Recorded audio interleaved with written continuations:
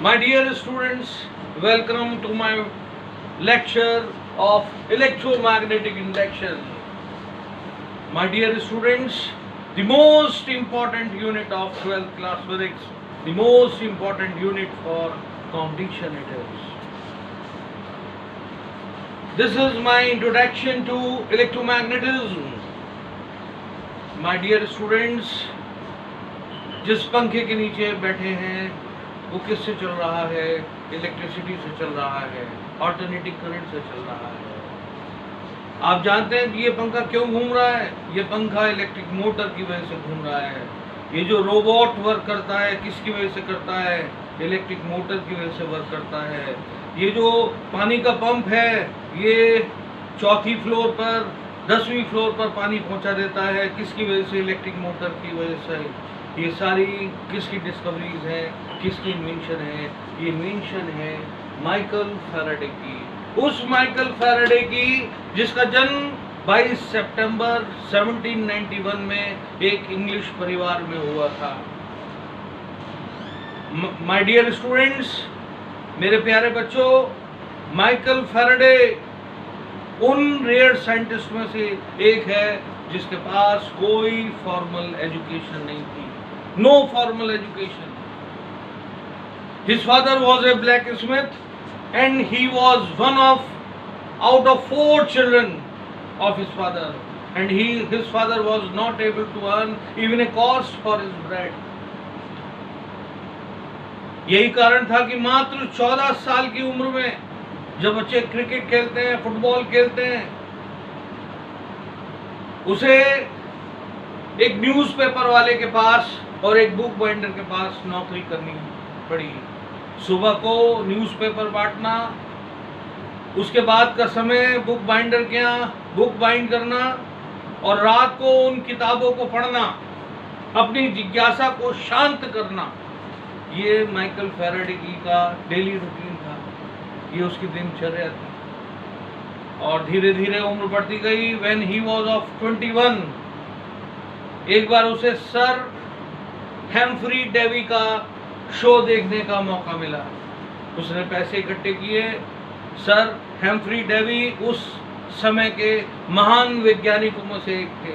He was a great chemist, he was a great physicist, he was a great mathematician. Showman scientist थे बच्चों, जादू कर करके दिखाते थे, वैज्ञानिक साइंटिफिक एक्टिविटीज कर करके दिखाते थे। माइकल फैराडे ने उन एक्टिविटीज को नोटिस किया, और उन एक्टिविटीज को नोटिस करने के बाद उसकी एक एक लाइन किताब में लिखी, और उस बुक को बाइंड करने के बाद वो सर हेम्फ्री डेवी को गिफ्ट करने चला गया। हेम्फ्री डेवी ने उस किताब को दोबारा से पढ़ा और वो उससे इतना प्रभावित हुए कि उन्होंने माइकल फैराडे को अपने यहाँ एक छोटे से अपने असिस्टेंट की रूप में नौकरी दे दी। माइकल फैराडे का यही तो चाहता था। Michael Faraday sir Humphrey Davy को प्रयोग करते हुए देखता था, एक्सपेरिमेंट्स करते हुए देखता था। एक बार क्या हुआ, सर हेम्फ्री डेवी की आंख में चोट लग गई। माइकल फैराडे ने उन्हें सारे एक्सपेरिमेंट्स करते हुए देखा था। माइकल फैराडे ने उनका सारा काम संभाल लिया। वो नौकरी जो उसे माइकल फैराडे को कुछ समय के लिए मिली थी, कुछ छोटे से वेतन पे मिली थी, अब उसे थोड़ा ज़्यादा वेतन मिलने लगा और वो माइकल फैराडे हेम्फ्री डेवी का सारा काम संभालने लगा। उसी समय माइकल फैराडे ने हैंस क्रिश्चियन ओस्टेड की एक बहुत ही इम्पोर्टेंट डिस्कवरी को ऑब्जर्व किया। ये था turning point of Michael Faraday's life. Hans Christian ousted ने कहा कि जब भी किसी वायर में करंट फ्लो होता है मैग्नेटिक फील्ड बन जाता है।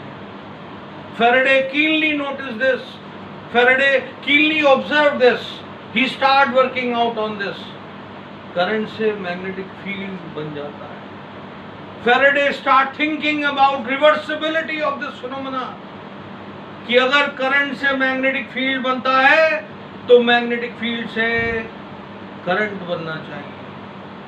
माइकल फैराडे इस दिशा में प्रयोग करने लगा, एक्सपेरिमेंट करने लगा। उसने एक कॉइल बना ली, कॉइल में गैल्वेनोमीटर जोड़ दिया। बच्चों, आप जानते हैं गैल्वेनोमीटर छोटे से छोटे करंट को नाप सकता है।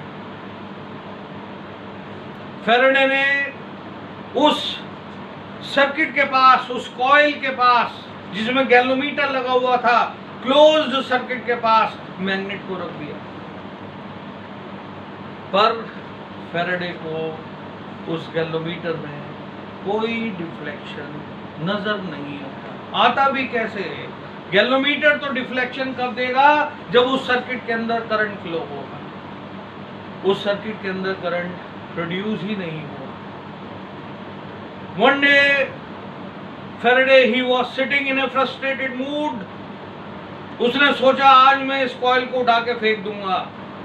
उसने जैसे ही कॉइल को हाथ लगाया, कॉइल को थोड़ा सा हिलाया, मैग्नेट के पास से गैल्वेनोमीटर की निडल डिफ्लेक्शन दे गई।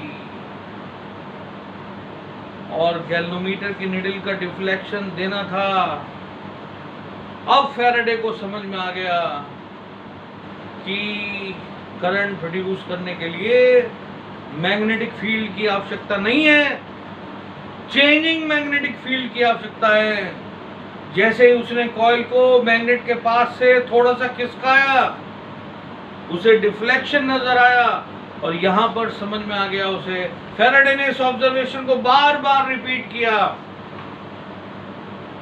और यहां पर फैराडे को समझ में आ गया कि changing magnetic field is the source of electric current. बच्चों, ये वो रिवॉल्यूशन था, ये वो क्रांति थी फिजिक्स में, जिस क्रांति की वजह से आज हम बटन स्विच ऑन करते हुए ट्यूबलाइट ऑन कर देते हैं, स्विच ऑन करते हुए एसी चला लेते हैं, स्विच ऑन करते हुए इलेक्ट्रिक करंट, इलेक्ट्रिक ट्रेन चला देते हैं। ये डिस्कवरी ना होती तो सोचो क्या होता।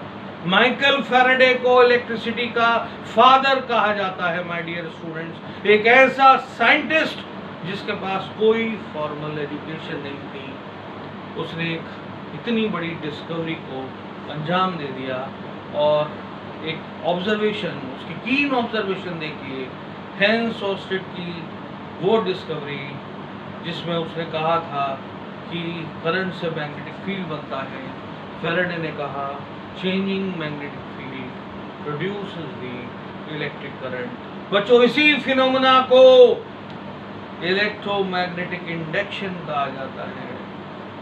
मैग्नेटिक इंडक्शन से इलेक्ट्रिक करंट बनाना, मैग्नेटिक फील्ड से इलेक्ट्रिक करंट को बनाना, this is called electromagnetic induction. I think आपको समझ में आ गया होगा। This is my first lecture, introduction to electromagnetic induction. बच्चों, आगे चलेंगे अपने दूसरे लेक्चर में कंक्लूड करते हुए। Have a good day ahead. God bless you.